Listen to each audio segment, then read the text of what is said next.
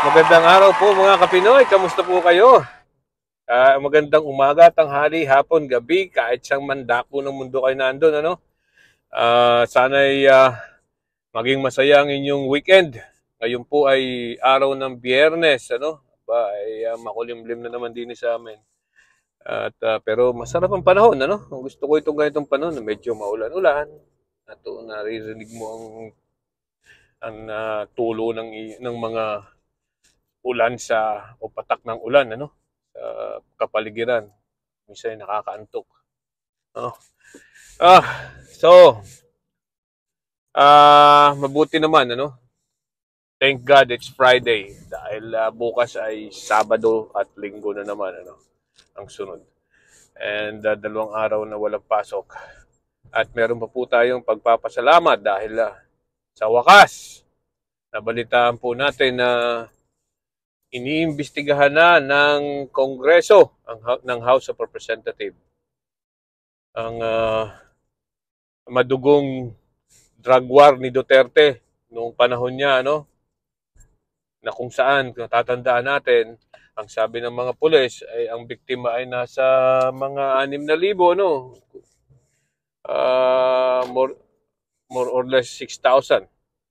I don't have the exact numbers, pero mga ganun po, no? Ayon sa kapulisan. Ayon sa Human Rights, Commission on Human Rights, more or less 30,000. Alright? Sabi sa tala ng Malacanang ay nasa 26,000. So,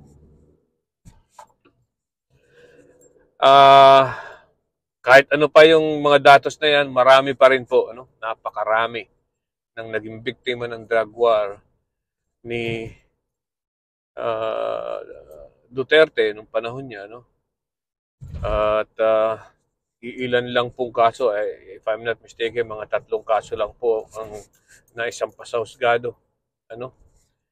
Sa dami-dami ng namatay na yon at dami-dami ng pinatay, 3 laang ang naimbestigahan ng maayos at napunta sa husgado. The rest ay napunta na sa cloud. Ano? Ay, nako. Anyway, so, ang sabi ay may nagpaanukala na imbitahan si dating Pangulong Duterte at saka si Bato, no? Sa Senado. Sa investigasyon sa Kongreso. Meron ba naman nagsabing isang congressman? Ang sabi ay, ibigyan naman natin ng respeto ng 2 taong yan. Ano kaya, yung po ang pinagtataka ko, no? Respeto. Bakit? Pag inimbitahan ka ba sa Kongreso at sa Senado, ibinabastos mo ba yung mga yon? Bastusan ba yon? Ibig sabihin, pag may iniimbestigahan, ginawa kang witness sa investigasyon sa kahit saan mang kapulungan, sa Senado o sa Kongreso, ay ibig sabihin pa, binabastos yan, yung mga testigo na yan. Hindi po. Yan po ay iniimbitahan para magbigay linaw sa mga pangyayari at sa mga kaalaman nila. Kaya sila ay iimbita doon sa ganung usapin ay dahil naniniwala ang Senado or Kongreso na meron silang ang makakatulong at may alam sila doon sa mga pangyayaring yun. Ano? Tandaan po natin, ang pag-iimbestiga po diyan sa Senado, sa mga committee diyan is in aid of legislation. Ano? Kung sakali man at during the time na may iniimbestiga sila at may mga lumabas na kung ano-anong kamalian, syempre, magagamit po yan, yung kanilang testimonya sa husgado. Pero kung wala naman pong masama sa sinabi ng testigo o ng resource person ang tawag nila, kumbaga, hindi magagamit sa kanya dahil wala namang masama. Hindi magagamit laban sa kanya, no? Pero kung talagang may tinatago ka, ay talaga magagamit nga yan So hindi po, sa akin po, hindi ibig sabihin na pag ikaw ay inimbitahan sa Senado o sa Kongreso ay dapat ay ikaw ay binabastos na, ano? Hindi po ganoon 'yon. Ano? Kaya kayo tinatawag diyan para maging resource person para makatulong sa investigasyon. Tatandaan ko po noon na anong tawag dito, si dating Pangulo na mayapang Pangulong Benigno Aquino, si Pinoy, ay inimbitihan din po sa Senado. Tingnan mo, wala siyang tinatago Inimbitahan siya. Ano nangyari? Wala siyang keme. Sige, pumunta.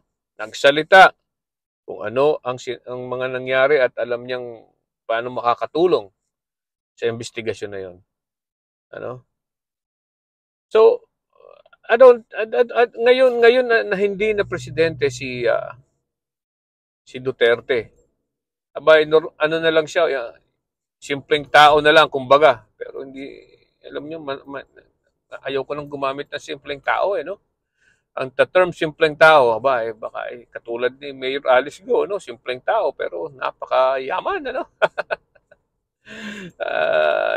Nandito na naman tayo sa Pogo. Pogo at Pogo pa rin. Ano ba yan? Simpleng tao, pero hindi naman po simpleng tao. Okay, dating presidente, si Rodrigo Duterte, pero hindi na po siya presidente. Wala na siyang immunity. So, normal na mamamayan ng Pilipinas.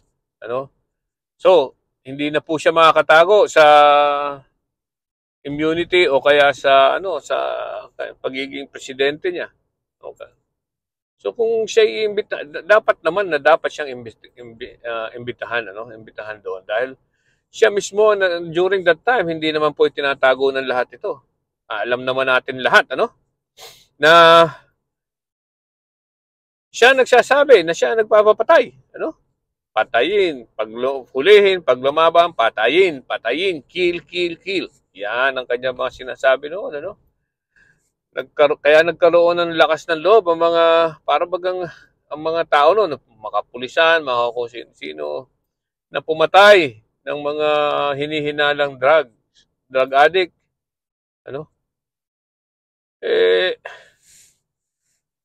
Kahit na lang po sino, para bang may free for all during that time, Pinapatay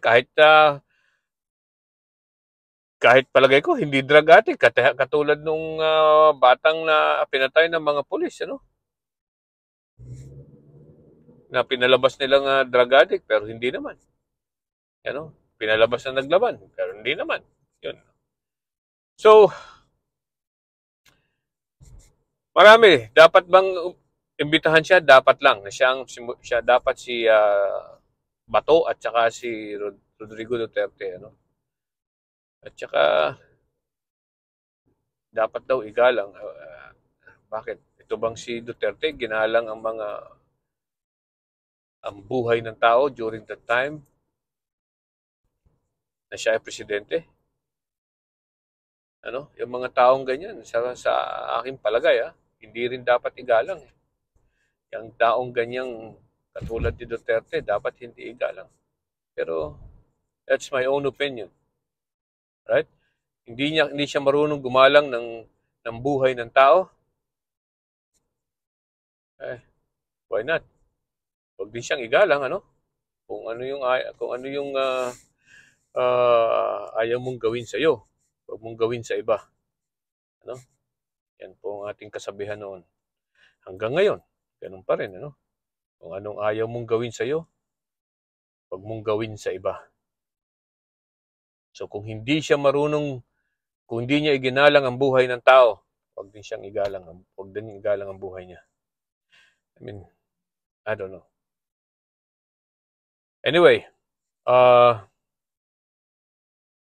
so, harinawa nga po at matuloy ang pag-iimbita kay Rodrigo Duterte at kay Bato, bilang resource person. At nang malaman natin, sila ang may first-hand information Sa mga, si Bato ang pinakang ano nun, tagang tawag dito. Hindi ko naman sabing executioner, ano? Siya po yung nag-execute ng mga utos si Rodrigo Duterte. Ano? Si Rodrigo Duterte po nag-utos noon during the time. Ano? Si Bato ang PNP chief. Okay, so talagang may alam siya. Silang dalawa. Dapat sila talaga. Walang mangyayari sa investigasyon na yan sa Kongreso kung hindi imbestigahan yung dalawang yun.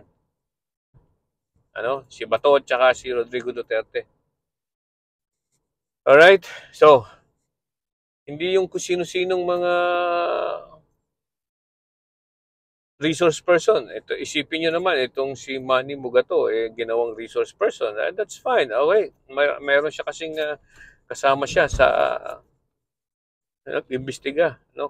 Kasama siya doon ng mga Reuters ba yon ang nag-imbestiga diyan. Ano? So kasama siya doon. Kaya ginawa siyang resource person. That's fine. Pero wag naman nilang peppersahin. Ano? Wag nilang peppersahin sabihin ng ang mga sources ng mga journalist. Ano? Wag naman po. Yan ay mga lehitimong journalist. Hindi po yung katulad ng mga fly-by-night na sinasabing journalist sila. Okay? Siya. Sige po. At mag-enjoy kayo sa weekend. At maraming salamat po. Hanggang sa muli. Bye-bye.